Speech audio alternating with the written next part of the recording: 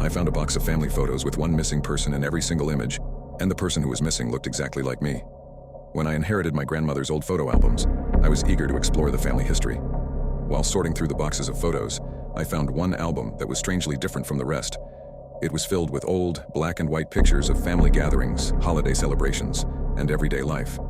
As I flipped through the pages, I noticed something unsettling. In every single photo, one person was missing.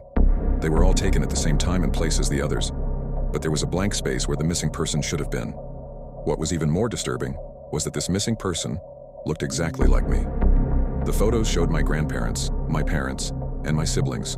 All of them had their faces clearly visible, but the person who should have been in each blank space was a perfect replica of me, dressed in the same clothes I wore as a child. I thought it might be a prank or a weird coincidence. But then, I started to notice other odd details.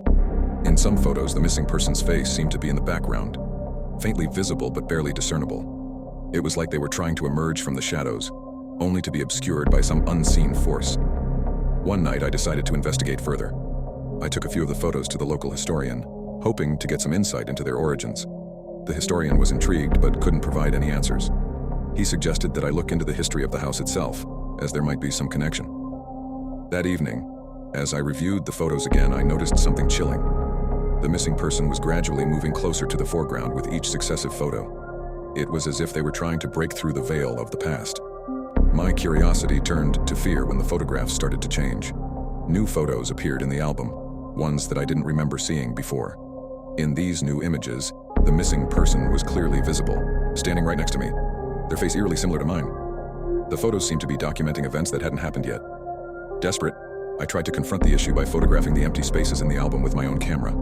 I wanted to see if anything unusual would appear. As I took the pictures, I noticed the same figure appearing in the background of my own photos.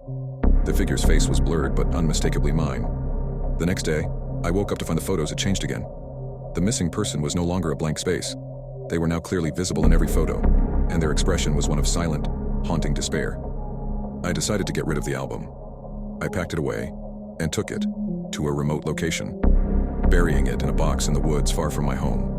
I hoped that would end the eerie phenomenon. But the very next day, I received a new photo in the mail. It was of me standing in my own living room, looking directly at the camera with an expression of horror. There was no return address, only a note that read, "You're next." To this day, I live in constant fear, knowing that the photographs still hold a mysterious and chilling secret.